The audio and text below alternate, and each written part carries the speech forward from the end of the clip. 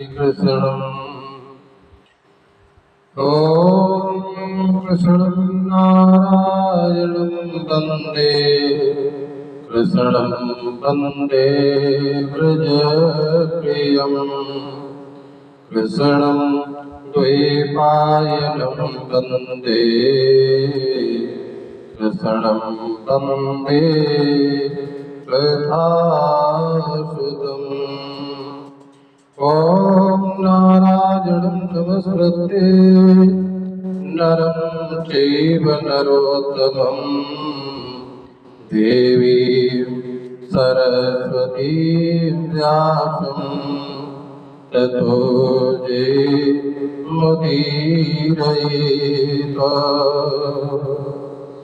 बोलो श्री कृष्णचंद्र भगवान की, श्री लक्ष्मी नारायण भगवान की जय हो। बड़ा ही पावन अवसर है। सभी संत महात्मा विद्वान विराजमान हैं। उन्हीं के बीच में आज आषाढ़ मास कृष्ण पक्ष एकादशी दिन मंगलवार। आज की एकादशी की महिमा का वर्णन आप लोग श्रवण करेंगे। हमारे स्वामी जी महाराज विद्यमान है, हमारे भक्ता विद्वान आचार्य सभी लोग विराजमान हैं और हमारे जनता जनार्दन भक्तिमती श्रद्धामयी शक्ति स्वरूपा माताओं देवियों प्यारे प्यारे बालकों, आज की जो एकादशी है इसका नाम लिखा है योगिनी एकादशी। योगिनी एकादशी और ये व्रत, आज का व्रत सर्वेशा, चाहे स्मार्ता नाम, चाहे गृहस्थ हो, चाहे वैष्णवाना महात्माओं की सबकी एकादशी का व्रत आज रखा गया है। और पूरे दिन एकादशी का व्रत करते हुए कल प्रातः 6 अथवा 6:30 बजे तक इसका पारण भी होना चाहिए। एकादशी योगिनी एकादशी व्रत इसका विधान है, आज तो व्रत करें और कल 6:30 बजे तक इसका पारण भी कर लेना चाहिए। उसी एकादशी की महिमा का वर्णन आप लोग श्रवण करेंगे। एकादशी व्रत की महिमा का वर्णन वो आप लोग श्रवण करेंगे, लेकिन पहले भगवान के निमित्त एक स्तुति आप लोग श्रवण करेंगे और उसके बाद में एकादशी की महिमा का वर्णन आप लोग श्रवण करेंगे। देखो सभी लोग ध्यान से भगवान नारायण की स्तुति देखो श्रवण कर रहे हैं।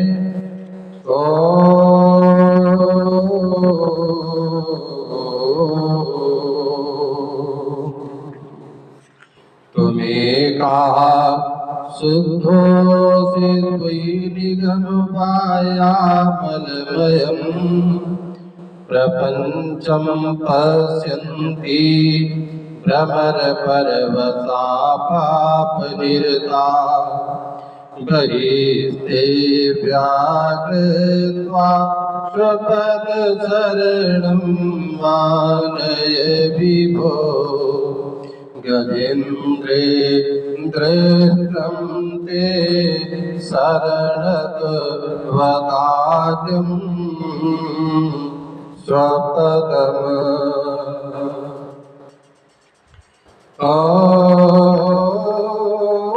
भुजग तल्पगतं घनसुन्दरं गरुडवाहनमम्बुजलोचनं नवीनचक्रगदाकरमभयम् भजतुरे मनुजा कमला स्तुतिम्। कहने का मतलब स्तुति तो बहुत अनंत होती है, लेकिन फिर भी आप लोगों को आज योगिनी एकादशी की महिमा का वर्णन देखो श्रवण करा रहे हैं। जो आज की एकादशी का व्रत रहते हैं उसका फल क्या है। देखो यद्यपि बहुत से स्थानों पर एकादशी योगिनी एकादशी की महिमा का वर्णन, लेकिन आज पद्म पुराण के माध्यम से योगिनी एकादशी का वर्णन आप लोग श्रवण कर रहे हैं। एक बार पांडवों में श्रेष्ठ जेठे बड़े भैया युधिष्ठिर ने भगवान वासुदेव से प्रश्न किया, भगवान आषाढ़ के कृष्ण पक्ष में जो एकादशी होती है उसका क्या नाम है, उसका वर्णन आप कीजिए। भगवान कृष्ण कहते हैं आषाढ़ के कृष्ण पक्ष की एकादशी का नाम योगिनी एकादशी कहा जाता है। ध्यान देना, बड़े बड़े ये योगिनी एकादशी जो है बड़े बड़े पातकों का नाश करने वाली है। संसार सागर में डूबे हुए प्राणियों के लिए सनातन नौका के समान है। जो संसार रूपी सागर में डूब गए हैं उनको पार लगाने के लिए ये नाव है भैया। तीनों लोगों में ये सारभूत व्रत है। देखो इसकी महिमा का वर्णन आप लोग सुन कर रहे हैं। देखो अलकापुरी में राजा धीराज कुबेर रहते हैं, यक्षों की नगरी जिसके राजा कुबेर अलकापुरी में रहते हैं और वे शंकर भगवान की पूजा भक्ति में सदा ही लय लीन रहते थे। उनका एक सेवक था जिसका नाम था हेममाली। देखो उन्होंने अपने सेवक से आदेश किया जाओ पूजा के लिए फूल लाओ, लेकिन हेममाली नाम का ये सेवक जो था अरे अपनी पत्नी से बहुत प्रेम करने वाला, पत्नी का नाम विशालाक्षी। वो यक्ष काम पास में आबद्ध होकर सदा अपनी पत्नी में आसक्त रहता है। एक दिन की बात है, हेममाली मानसरोवर में फूल ला करके अपने घर में ठहर गया। फूल लाया और घर में ही रुक गया और पत्नी के प्रेम का रसास्वादन करने लगा।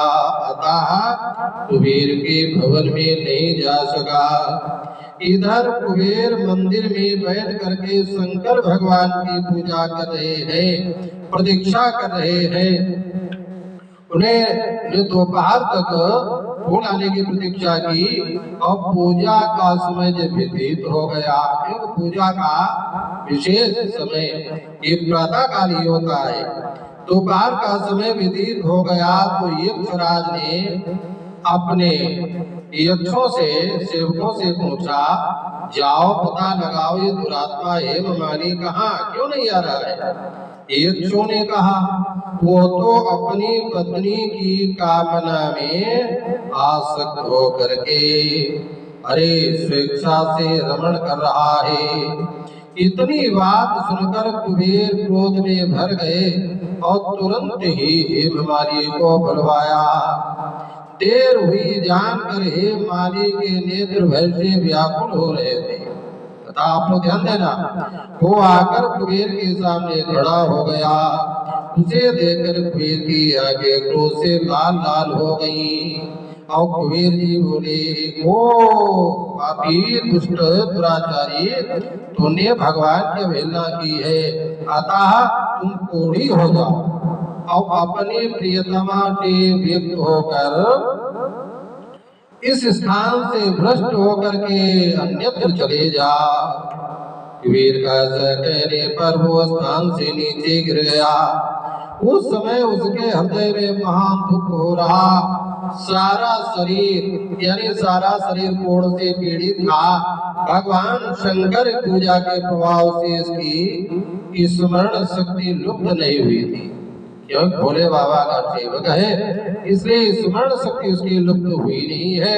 देखो वो अपने पूर्व कर्मों को स्मरण करता हुआ, याद करता हुआ, ध्यान देना, याद रखता हुआ, इधर उधर घूमता हुआ पर्वतों में श्रेष्ठ मेरुगिरी, देखो मेरुदंडर पहाड़ के शिखर पर गया और वहां पर श्री मार्कंडेय महाराज जी का दर्शन हुआ। मार्कंडेय जानते कौन है? ये चिरंजीवी 8 चिरंजीवी महापुरुष हैं। उनके आप लोग नाम श्रवण करें। अश्वत्थामा बलिर्व्यासो हनुमंत विभीषणः कृपा परशुरामस्य सप्तैते चिरजीविना सप्तैतां संस्मरे नित्यं मार्कंडेय दासमं। मार्कंडेय मुनि अष्टम चिरंजीवी में जिनका नाम आता है, ये 8 चिरंजीवी ऋषियों का जो प्रातः काल नाम उच्चारण कर लेता है, स्मरण कर लेता है, वो दीर्घजीवी होता है, अकाल मृत्यु नहीं, बहुत दिन तक जीवित रहता है। तो ऐसे मुनिवर मार्कंडेय के चरणों में प्रणाम किया और मार्कंडेय ऋषि कहने लगे, ये तुमको कोड़ कहाँ से दबा लिया? बताओ, तो क्यों इतना अधिक निंदनीय जान पड़ता है? यक्ष कहने लगा, क्या करे, मैंने पूर्व में पाप किए। मैं कुबेर का अनुचर हूँ, मेरा नाम हेममाली है। मैं प्रतिदिन मान सरोवर से फूल लाकर के शिव पूजा के लिए कुबेर को दिया करता था। एक दिन पत्नी सहवास के सुख में फंस जाने के कारण मुझे विलंब हो गया, समय नहीं जान पाए। तब राजा धीराज कुबेर ने क्रोधित होकर मुझे श्राप दे दिया, जिससे मैं घोड़ से आक्रांत होकर अपनी प्रीतमा से बिछुड़ गया। बताओ, इस समय किसी शुभ कर्म के प्रभाव में आपके निकट आ पहुंचा हूं। आज महात्मा मार्कंडेय ऋषि संतों का स्वभाव जो होता परोपकार में लगा रहता है। लिखा भी है कि संत हृदय नवनीत समाना कहा कभी न पर कहा न जाना। संत हृदय नवनीत महात्मा ने बताया, लेकिन वहां पर भी लिखा है कि निज परिताप औद्रवई नवनीता अपर दुख द्रवई संत सुपुनीता। ये नैनु, नवनीत माने नैनु होता है। देखो, नवनीत नैनों के नीचे थोड़ा अग्नि से गर्म किया जाए तो पिघलने लगता है, तो जब उनको ताप लगता है तो पिघलते हैं। लेकिन महात्मा पराया कोई दुखी होता है तो उसके दुख से संतु ही दुखी हो जाता है। परोपकाराय सदा विभूतया। ये संत महात्मा परोपकार के लिए ही उत्पन्न होते हैं। ध्यान देना, मार्कंडेय महात्मा कहने लगे, तुमने यहाँ पर सच्ची बात कही, असत्य भाषण नहीं किया, बहुत अच्छी बात है। नहीं, असत्य समपातक पुण्या, झूठ बोलने के समान कोई पाप ही नहीं होता है। इसलिए तुमको अपनी भूल का ज्ञान हुआ। देखो, भूल सबसे हो जाती है ज्यादातर। देखो, यदि देवता से भूल गलती होती है तो उसको भैया मनुष्य बनना पड़ता है। अब मनुष्य से जो भूल होती है तो उसको 4 पैर वाला जीव बनना पड़ता है। देखा कि मनुज गले टीक पुतला है, वो अक्सर हो ही जाती है। अरे गलतियां सबसे होती हैं। अरे जो गलती करके पछताए उसे इंसान कहते हैं, और करे जो गलतियों पर गलती उसे हैवान कहते हैं। मनुष्य गलती का पुतला है, वो अक्सर हो ही जाती है।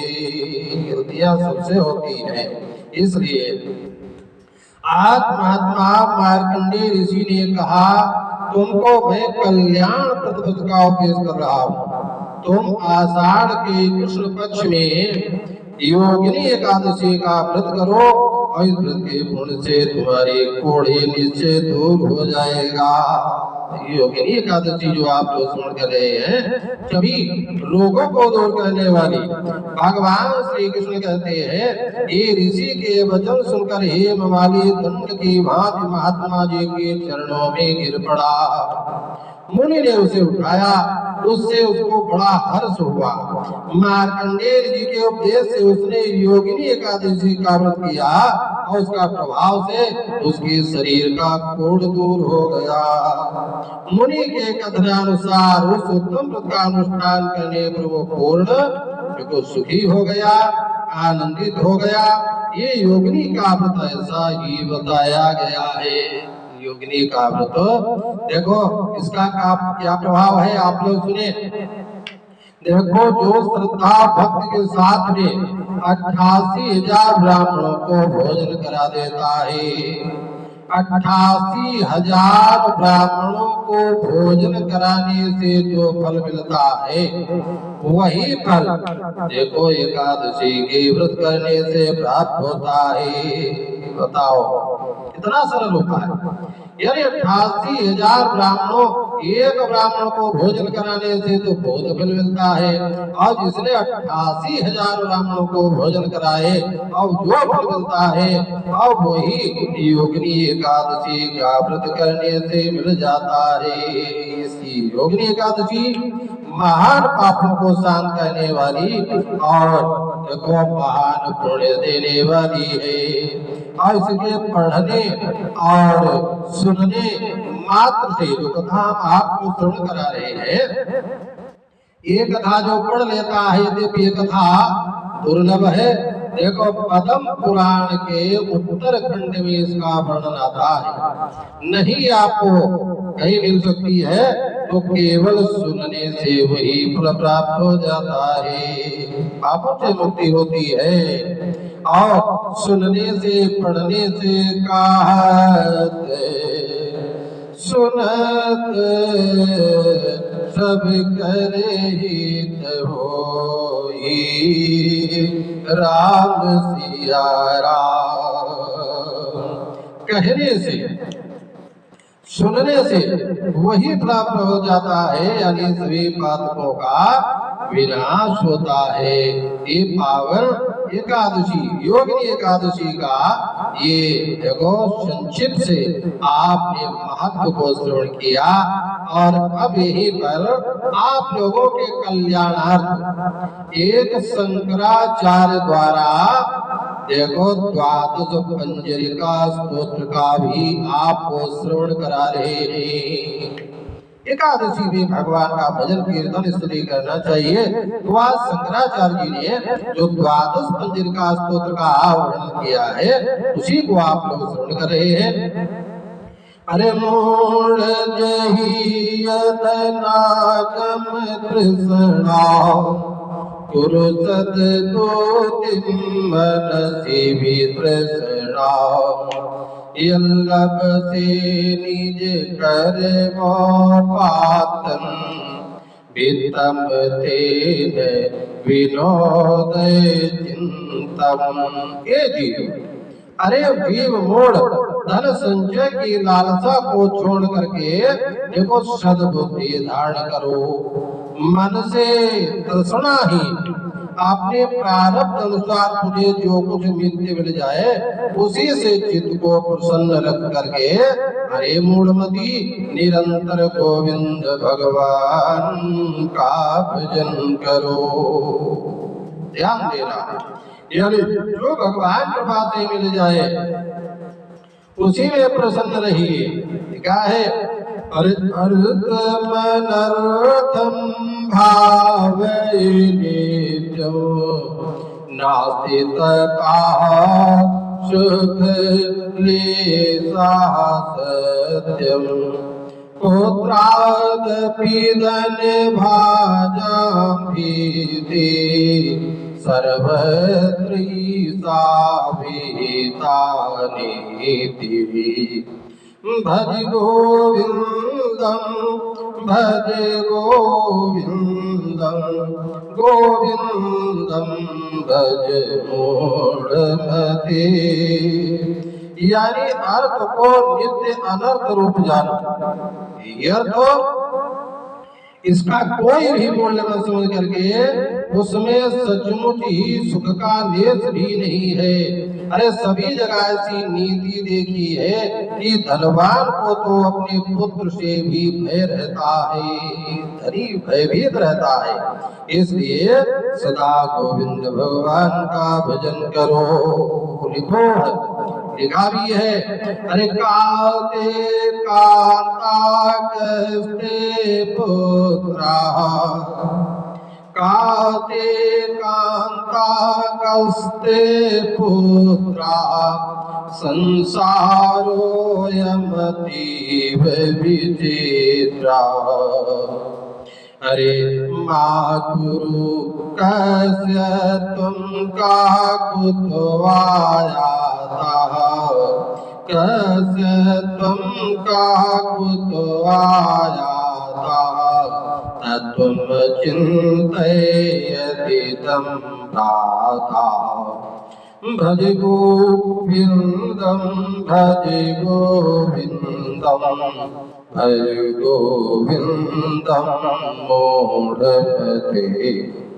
कौन तेरी स्त्री है, कौन तेरा पुत्र है? अरे ये संसार बड़ा विचित्र है भाई। इसी तत्व का निरंतर विचार कर कि तू कौन है, किसका है, कहाँ से आया है। अतः भगवान गोविंद का भजन करो।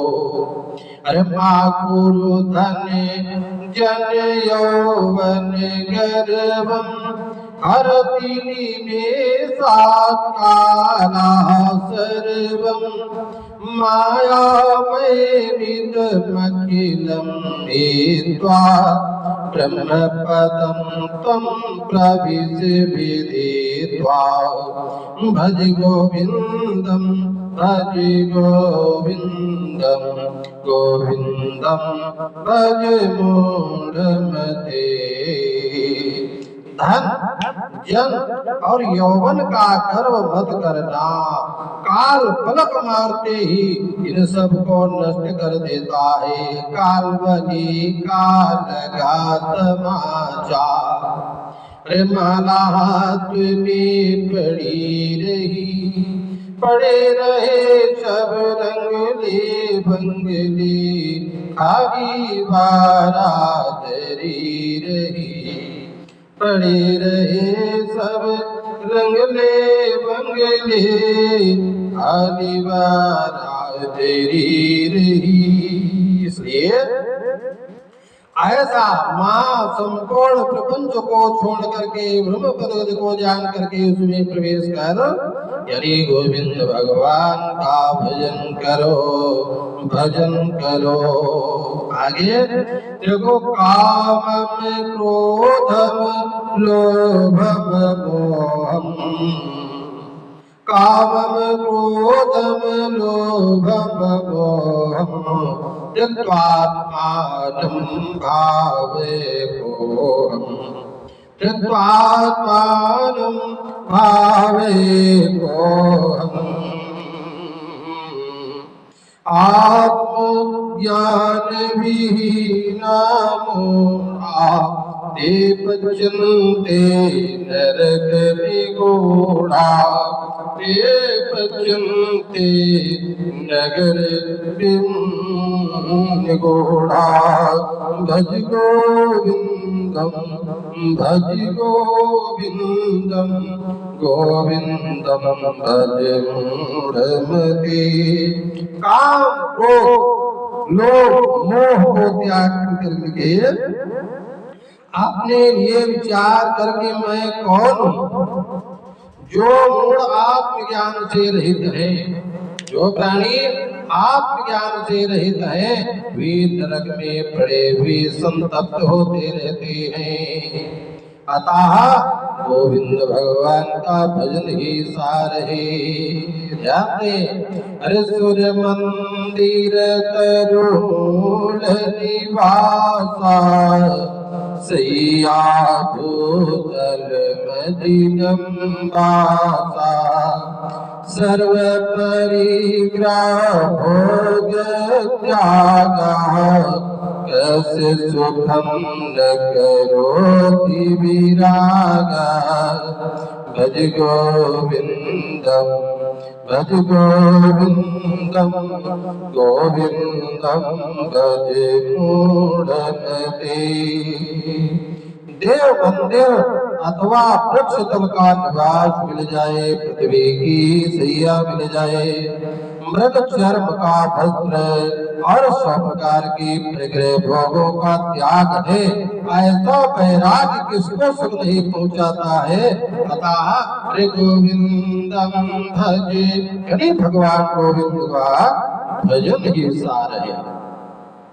लिखा है कि शत्रु मित्रे पुत्रे बंधो, मातुर यज्ञम विग्रासंधो, भव भव समचिता सर्वत्र तुम, पांचस्यादि चिरादि विष्णुस्तम। यदि तो शीघ्र विष्णुत्व की प्राप्ति का अभिलाषी है, यदि भगवान में देखो लयता प्राप्त करना चाहता है, तो शत्रु मित्र पुत्र बंधुओं से मेल अथवा शत्रुता, मित्रता अथवा शत्रुता का प्रयत्न मत कर, और सर्वत्र समभाव समाशत्रु मित्रे तथा मानापमानयो, शत्रु में मित्र में मान में अपमान में संभाव करके भगवान गोविंदम भज गोविंदम, गोविंद भगवान का भजन करो। और आगे बढ़ना, देखो त्वयि मयि चानत्रे को विष्णु घर तम कूप्यसि सर्वसहिष्णो, सर्वस्मन्नपि पश्यात्मानं, सर्वोत्र वेदाज्ञानं। भज गोविंदम गोविंदम भज मूढ़मते। देखो तुझमें मुझमें अन्यत्र समय एक ही वासुदेवासरमिति, वासुदेवासरमिति अर्थ भगवान सर में। इसलिए देखो क्रोध करना व्यर्थ है, सबको सहन करने वाला सहिष्णु होना चाहिए। आत्मा को शीश में लेकर के वेद रूपी ज्ञान का सर्वत्याग करके सदा सर्वदा भगवान गोविंद का भजन करना चाहिए। और प्राणायाम प्रत्याहारम नित्यानित्य विवेक विचार में, जाप्य समेत समाधि विधानम, पूर्ववधानम महदवधानम। भज गोविंदम। अरे प्राणायाम प्रत्याहार नित्यानित्य वस्तु का विवेक पूर्वक विचार कर, विधि पूर्वक भगवान नाम स्मरण करके अरे ध्यान करके, अरे ध्यान करने का निश्चय कर, क्योंकि यही महानिश्चय है। और सदा गोविंद भगवान का देखो भजन करो। नलिनी तल कतो सलीलम तरलम तदव जीवित अतिशय चपलम विधिविधाभिमान कृतम लोकम शोकहतम च समस्तम। कमल पत्र पड़ी ही बूंद जैसे स्थिर नहीं होती है, इसलिए जैसे जल जग में रहो तो ऐसा रहो जैसे जल में कमल का फूल रही। इस प्रकार से कमल पत्र पर पड़ी हुई बूंद जैसे स्थिर नहीं है, वैसा ही यदि चंचल ये जीवन भैया जानते हो। और खूब समझ कर ये व्याधि विमान से ग्रस्त हुआ सारा संसार ये चंचल अतिशोकाकुल जीवन।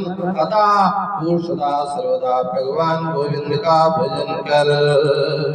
काते अष्टादश देशे चिंता तब किम नास्ति दीयन्ता यस्त्वां हस्ते सुदृढ़ निवतम बोधयति प्रवरादि विरुद्धम भज को। अरे पागल वीर, तू 18 जगह की चिंता क्यों कर रहा है? अरे क्या तुम्हारा कोई नियंता नहीं है जो तुम्हारे दोनों हाथ खूब कस करके बांध कर तुम्हें जन्म मरणादि विकारों से रहित आत्म तत्व का बोध करा दे? अरे मूढ़, तू सदा सर्वदा भगवान गोविंद का भजन करो। और गुरु चरणाम्बुज निर्भर भक्ता संसाराद चीरा भव मोक्ता सेन्द्रिय मानस नियमा देवम रक्षसि निज हृदय तम देवम। भज गोविंदम भज गोविंदम गोविंदम भज मूढ़मते।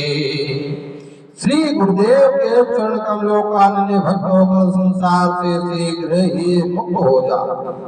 इस प्रकार इंद्रियों के सहित मन का संयम करने से तू शीघ्र ही अपने हृदय में विराजमान अंदर देखे नहीं। परमात्मा का निवास हृदय में, अरे अंदर है दिखे नहीं। लाज तो ऐसी जिंद तुलसिया संसार को भयो मोतिया बिंदो। अपने हृदय में विराजमान देवता भगवान का दर्शन कर, गोविंदम भगवान का भजन कर।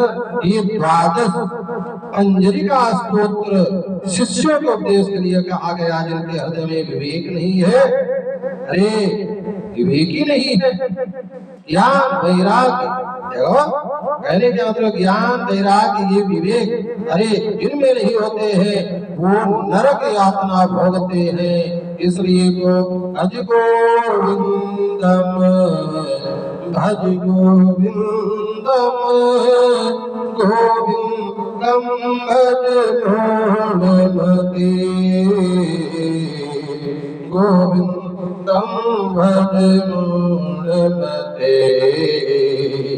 इस प्रकार भगवान का भजन करते रहना चाहिए, क्योंकि धन आज है कल नहीं।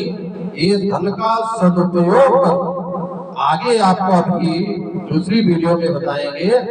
धन कहाँ पर कैसे यानी किसको दान करना चाहिए, लेकिन यहाँ पर अभी इसी वाणी से विश्राम। अग्रिम वीडियो में दूसरा कार्यक्रम सुनेंगे। गुरु श्री कृष्णचंद्र भगवान की।